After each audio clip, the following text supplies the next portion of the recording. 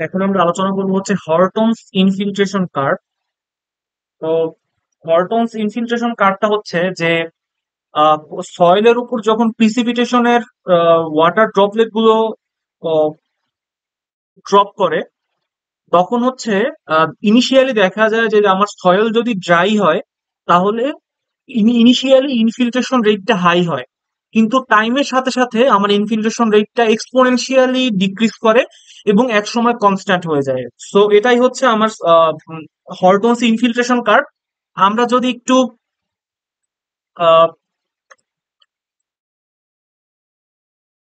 Graphically একটু বোঝার try করি যে ইনিশিয়ালি আমরা চিন্তা করি যে এইটা হচ্ছে আমাদের সয়েল, এটা হচ্ছে আমাদের সয়েল।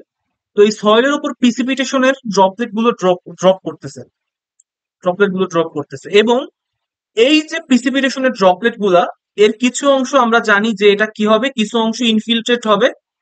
কতটুকু অংশ ইনফিল্ট্রেট হবে, আমার যে ইনফিল্ট্রেশন ক্যাপাসিটি, এই সেই ইনফিল্ট্রেশন ক্যাপাসিটির সমান হচ্ছে ওয়াটার গুলো ইনফিল্ট্রেট হবে, এবং বাকি যে ওয়াটার গুলো আছে সেই ওয়াটার হচ্ছে সারফেসের উপর দিয়ে চলে যাবে, যেটাকে আমরা বলি হচ্ছে আমরা surface runoff, surface run of.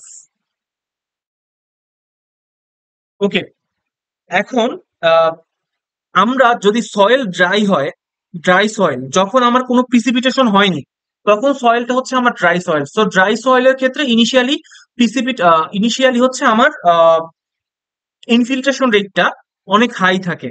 Infiltration infiltration রেটটা অনেক হাই থাকে, rate high.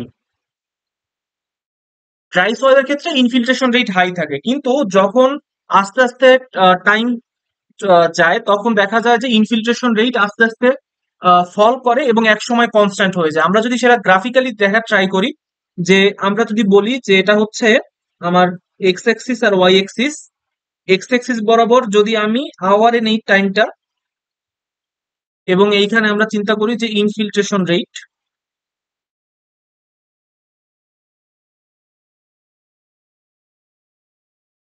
Centimetre per hour, তাহলে দেখা যাবে যে ইনিশিয়ালি হচ্ছে আমার খুব হাই থাকে ড্রাই সয়েলের জন্য, এরপর আস্তে আস্তে ফল করে এবং এক সময় আমার ইনফিল্ট্রেশন রেটটা কনস্ট্যান্ট হয়ে যায়। তো এই যে টাইম যখন জিরো, তখন যে আমার ইনফিল্ট্রেশন রেটটা হচ্ছে, সেই ইনফিল্ট্রেশন রেটটাকে আমরা ডিনোট করি হচ্ছে এফ নট দিয়ে।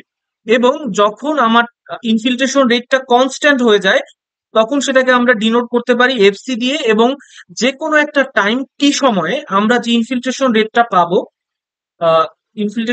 পাবো সেটাকে আমরা ডিনোট করি হচ্ছে এফটি দিয়ে, এফ টি সময় ইনফিল্ট্রেশন রেট।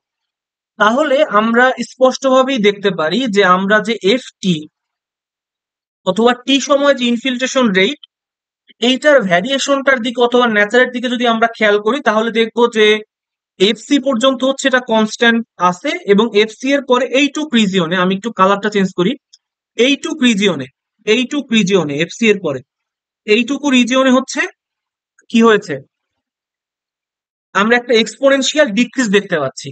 তো শুরুতে হচ্ছে আমার এফসি হচ্ছে এই পর্যন্ত কনস্ট্যান্ট, যে এই পর্যন্ত টাইম যাই হোক না কেন, টাইমের রেসপেক্টে আমার ইনফিল্ট্রেশন রেটটা টি সময়ে কোনো চেঞ্জ হচ্ছে না।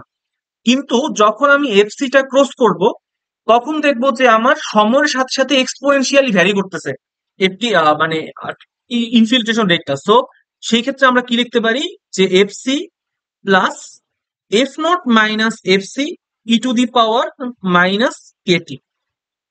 সো এখন আমরা দেখবো হচ্ছে, আচ্ছা এখানে হচ্ছে কে হচ্ছে কোথায়, কে হচ্ছে হরটনস ডিকে কনস্ট্যান্ট, কে হচ্ছে আমার Horton's decay constant, K Horton's decay constant,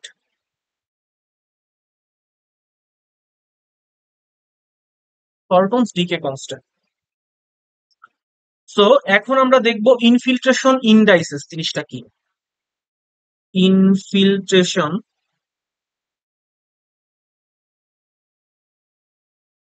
ইনডাইসেস, infiltration indices জিনিসটা আসলে কিছুই না, এটা হচ্ছে আমাদের average infiltration rate. Average infiltration rate. সেই অ্যাভারেজ ইনফিল্ট্রেশন রেটটাকে আমরা আবার দুই ভাগে ভাগ করতে পারি, একটা হচ্ছে আমাদের ফাই ইন্ডেক্স আর একটা হচ্ছে W index. W index. So phi ইন্ডেক্সটা কি?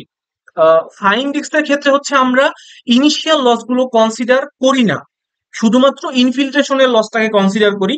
কিন্তু ডব্লিউ ইন্ডেক্সের ক্ষেত্রে আমরা ইনিশিয়াল লসকে কনসিডার করি।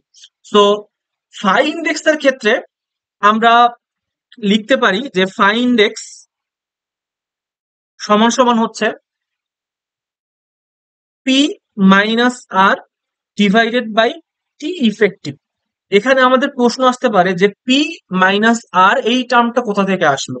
সো আমরা যে হর্টনস এর ইকুয়েশন অথবা হর্টনস ইনফিল্ট্রেশন কার্ভটা ডেভেলপ করছি, সেই ইনফিল্ট্রেশন কার্ভটা মেইনলি দুইটা অ্যাজাম্পশনের বেসিসে ডেভেলপ করা হয়েছে। একটা হচ্ছে এক্ষেত্রে যে আমার গ্রাউন্ড লেভেলটা আছে সেই গ্রাউন্ড লেভেলটা হবে প্লেন, এবং সেকেন্ড অ্যাজাম্পশনটা হচ্ছে যে এইখানে কোনো প্লান্ট জন্মাবে না, অথবা এখানে হচ্ছে প্লান্টেশনের জন্য এই সয়েল উপযুক্ত না, অথবা জন্মাবে না, এর এই অ্যাজাম্পশনটা আমরা ধরে নিয়েছি। সো এই কন্ডিশনের উপর বেস করে আমরা বলতে পারি যে এই ক্ষেত্রে আমার যতটুকু প্রিসিপিটেশন হয়েছে তার একটা অংশ ইনফিল্ট্রেশনে ব্যয় হয়েছে, আর একটা অংশ হচ্ছে সারফেস রান অফে ব্যয় হয়েছে। সো এইখান থেকে আমরা আই ইকুয়াল টু লিখতে পারি হচ্ছে P minus R. So P minus R by T E, এইখানে টি হচ্ছে আমার T effective. T effective, so T effective জিনিসটা কি? টি ইফেক্টিভ হচ্ছে effective time of runoff. Effective effective time of runoff. আমি নেক্সট পেজে যাই, এটা আমার জন্য বেটার হবে। টি ইফেক্টিভ হচ্ছে টি ইফেক্টিভ টি ইফেক্টিভটা হচ্ছে আমার effective time of runoff. Time of runoff. T ইফেক্টিভটা হচ্ছে আমার effective time of runoff. তাইলে আমরা এমন রান অফ মানে এমন টাইম কনসিডার করব যে সময় হচ্ছে রান অফ হবে, যে সময় হচ্ছে রান অফ হবে। এখন রান অফ হবে সেটা আমরা কিভাবে বুঝবো? সেটা আমরা বুঝবো হচ্ছে আমাদের এই গ্রাফ থেকে। এইখানে আমরা হচ্ছে স্ট্রাকচার ডিজাইনের সুবিধার্থে অথবা যাই হোক না কেন, আমরা এখানে একটা অ্যাভারেজ প্রিসিপিটেশন মানে অ্যাভারেজ ইনফিল্ট্রেশন রেট ধরে নিব। আমরা ধরলাম যে এটাই হচ্ছে আমাদের সেই অ্যাভারেজ ইনফিল্ট্রেশন রেট। কোন একটা ইনফিল্ট্রেশন রেট অথবা এফটি এর ভ্যালু যদি আমার সেই অ্যাভারেজ ইনফিল্ট্রেশন রেটের চেয়ে কম হয়, তাহলে আমরা বলবো সেখানে ইনফিল্ট্রেশন হয়েছে, কোনো রান অফ হয় নাই। কিন্তু যদি অ্যাভারেজ ইনফিল্ট্রেশন রেটের চেয়ে বেশি হয়, তাহলে আমরা বলবো যে না, এখানে রান অফ হয়েছে। তাহলে আমরা এই ক্ষেত্রে কন্ডিশন দেখে বুঝবো অথবা কোশ্চেন দেখে বুঝবো যে আমার ইনফিল্ট্রেশন মানে এখানে রান অফ হবে না শুধুমাত্র ইনফিল্ট্রেশন হবে। যদি আমার অ্যাভারেজ ইনফিল্ট্রেশন রেটের চেয়ে ইনফিল্ট্রেশন রেটটা হায়ার হয়, তাহলে হচ্ছে সেটা রান অফ। কিন্তু যদি লোয়ার হয়, তাহলে সেটা নট রান অফ। সেই ক্ষেত্রে আমার ওই টাইমটাকে নেগলেক্ট করতে হবে। সো আমরা যেখানে ছিলাম সেখানে একটু যাই, যে হচ্ছে effective time of run of এবং ডব্লিউ ইন্ডেক্স। আমরা যদি চিন্তা করি যে W index, so W index এর ক্ষেত্রে আমার পি মাইনাস আর প্লাস, এবং এই ক্ষেত্রে হচ্ছে আমরা ইনিশিয়াল কন্ডিশন গুলো চিন্তা করি অথবা ইনিশিয়াল লস গুলো চিন্তা করি। So initial loss divided by হচ্ছে আমার টি ইফেক্টিভ। তো আজকে ছিল এই পর্যন্তই, ধন্যবাদ। যদি কোনো বিষয়ে প্রবলেম থাকে তাহলে আপনারা জানাতে